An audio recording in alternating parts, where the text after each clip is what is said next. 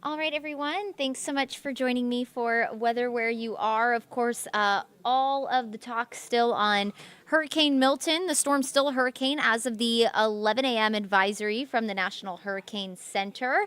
So we are going to take you into what to expect as the storm continues to move away from the Florida coast. And we will also talk about where the storm is sitting right now in relation to the coast of Florida. Give me 1 second here when Oh, okay, good. I just want to make sure the graphics are popping up. They are. They just lagged behind. Wonderful. We're rocking and rolling now. All right, so Hurricane Milton holding on to hurricane status as the latest update from the National Hurricane Center. And it is about 135 miles east-northeast of Cape Canaveral, Florida, or Port Canaveral, Florida. So if you've ever gotten on a cruise ship, maybe you went to Port Canaveral. So it is currently a little over 130 miles to the east-northeast of Port Canaveral, Florida. So over near the Space Coast, Kennedy Space Center, that's kind of another vantage point for you. Still bringing some rain to the Daytona Beach area, some gusty wind along the east coast of Florida and also into Georgia along the Georgia coastline. But for the most part, we are said and done with the worst of Milton. However, because of all of the rain from Milton, parts of Florida not necessarily done with the impacts. We're still going to get some of the wind. Of course, the rivers and creeks and streams will continue to rise. Very similar when Helene came through here, even days after some of our rivers and creeks were rising. So that is still a concern in the St. Pete and Tampa area and in Central Florida as well. So again, that's the latest on Milton. Wouldn't be surprised if the next update from the National Hurricane Center gets downgraded to a tropical storm. That is more than likely going to happen, but still holding on to hurricane status as of right now, but a weaker Category 1 hurricane. So let's talk about some of the records that Milton set. This was really quite an amazing storm, for lack of better words. It broke a lot of records and had an unprecedented tornado outbreak in the state of Florida, which we'll also talk about in just a second. But here's a look at just some of the records of Milton. Wouldn't be surprised if we start to get more, and this really is just a short list on a longer list. But it was the 5th strongest storm based on pressure in the Atlantic basin. So the lower the pressure, the stronger the storm. And so we saw the pressure drop in Milton down to, I believe, 897 millibars. And so it put it at the 5th strongest in terms of pressure, of central pressure. Some of the other names on that list that you might be aware of over the last several years would be Wilma. Wilma in 2005 was technically stronger in terms of pressure than Milton, but nonetheless a very powerful storm. It was the 3rd quickest when it came to intensification. So it went from a tropical storm to a hurricane in less than 24 hours. It strengthened. I believe the wind went up 95 miles per hour or something like that within less than 24 hours. So it was the 3rd quickest storm on terms of intensification. So it intensified rapidly in the warm water of the Gulf, and that set a record. And then it was also the 3rd strongest based on wind. So, of course, when pressure drops, the wind naturally goes up, but it doesn't necessarily mean that's going to make it the strongest when it comes to wind. So you had Wilma, which was a little stronger in pressure, a little lower in pressure, stronger in wind, but it was the 3rd strongest storm based on wind in the Atlantic. It topped out with winds at 180 miles per hour. Yes, believe it or not, there were storms stronger than that, Wilma being one of them. Dorian is another one on the list of the top 5 storms that, again, in recent history, I'm sure you remember. So I personally remember Wilma because I was in South Florida, growing up in South Florida when Wilma hit, and I was staying at my grandparents' house, and I will never forget some of the scenes after that. That was definitely a catastrophic one for the area. I do want to take you over a radar loop from the last 24 hours. This storm produced an astronomical amount of tornadoes. So as the outer rain bands moved in, and in those outer rain bands is where you get the severe weather threat of tornadoes, but watch all of it. I really should have pulled this back 36 hours now because it's a little bit later in the morning, but starting around 10:30 yesterday morning, we started to see tornado warnings in those outer rain bands and kind of the southernmost cells, which usually do take advantage of wind shear the best. That's that change of wind direction and speed with height down towards like Miami. And then as those outer rain bands moved in, more tornado warnings started to pop up. In fact, this is a screenshot of one of my radar apps yesterday, just before 3 o'clock. Look at all those warnings, easily over a dozen there. And now this doesn't mean confirmed, but this is tornado warned cells all the way from like Boca Raton up to Kissimmee, Florida. That is over a 2-hour drive along the state. So we were talking over 100 miles of tornado-warned cells in the state of Florida at one time. So collectively, by the time the day ended, we had over 120 tornado warnings in the state of Florida.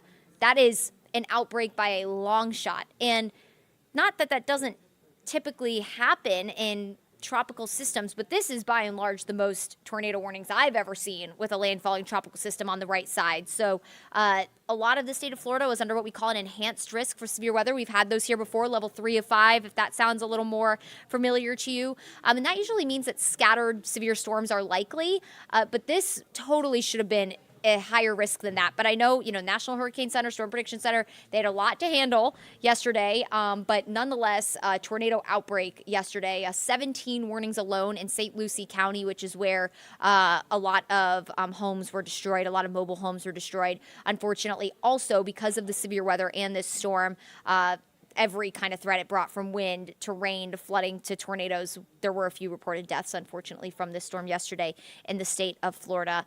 We're working on continuing to update you on any kind of injuries or deaths reported from the storm. But unfortunately, in St. Lucie County, where the tornadoes were really just all over. I mean, we had, again, 17 warnings within St. Lucie County, a couple of deaths reported in that area, unfortunately. When it comes to wind, of course, that was another threat from Milton. Not only did we have the rain, storm surge, and the tornado threat, but of course you have the sustained wind, which when you pair that with very heavy rain, that's going to bring down trees, tore off the roof of Tropicana Field, which I'm sure you saw the video of over out of St. Petersburg. Now, that hasn't not happened before. The roof on Tropicana Field is not like tin or anything like that. It's actually kind of like a tarp material. So not something that hasn't happened before with Tropicana Field, but it definitely takes a pretty solid wind to tear that thing off, especially in the caliber that it did. So here's a look at the highest wind. This isn't wind gusts. This is sustained wind. So in Sarasota, which is very close to where Milton made landfall, it made landfall in Siesta Key around 8:30 last night, Siesta Key being just south of Sarasota. Winds in Sarasota picked up around 102 miles per hour. And again, that's sustained. That's not gusts. Gusts are even higher. And this is just at one location that's picking up this data. So very well could have had higher wind speeds in other locations. St. Petersburg, 101 miles per hour. Tampa, 97. And Orlando and Daytona Beach, winds of about 40 to 60, but gusts over 70 to 80. So definitely hurricane force winds, wind gusts expected, or hurricane force winds were dealt with in central and coastal Florida. So that wind, of course, caused a lot of damage, brought down trees. We had a crane come down in St. Petersburg as well that crushed a building. So a lot of damage, not only from the tornadic threat, but the wind threat. And of course, you also had a lot of heavy rain that did bring storm surge in, especially north of Fort Myers in the Venice Beach area. Still getting images out of there. When it comes to what's out there now, after a very, very active couple of weeks in the tropics, it's pretty quiet. We have one disturbance that's trying to develop off of the coast of Africa right now, very low-end chance of development at that, with only a 20% chance of development expected on that right now. When it comes to hurricane names, we officially have crossed Milton off the list, so if another does develop, it would be Nadine.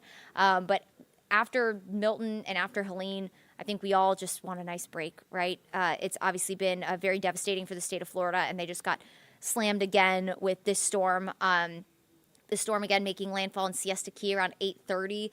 The Tampa Bay area hadn't had a direct hit from a major hurricane since 1921. So it'd been over a decade since that coast had experienced something like this. So obviously everyone very worried.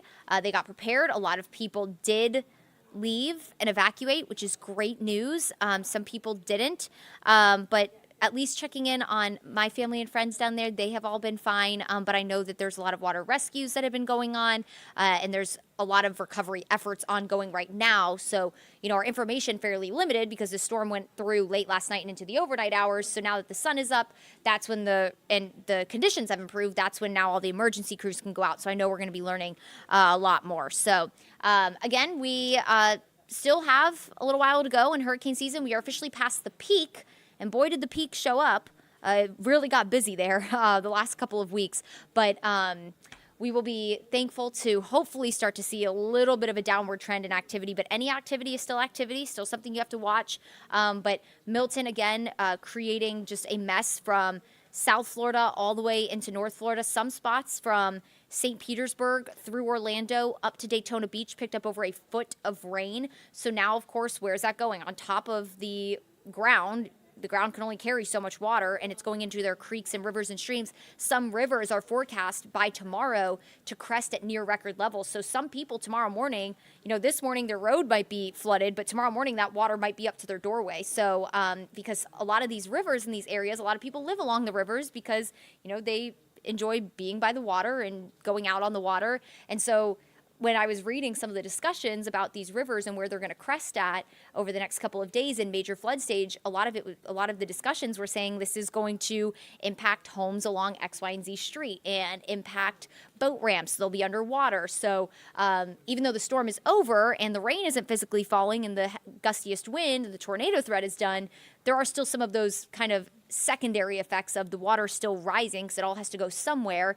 And so while the worst is over, we are still dealing with some of those residual impacts in the form of rising creeks and streams that still could cause some major flooding issues in a lot of neighborhoods across Central Florida.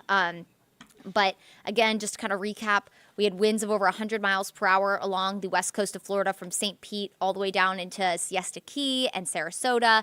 Over 120 tornado warnings from about 10:30 yesterday morning all the way into the evening as those outer rain bands moved in.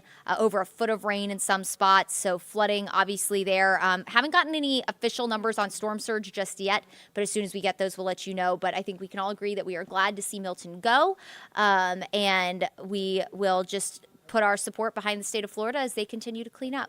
All right, everyone, that's a recap on Hurricane Milton. Thank you so much for joining me for Weather Where You Are, and we'll catch you here next time. Make it a great day.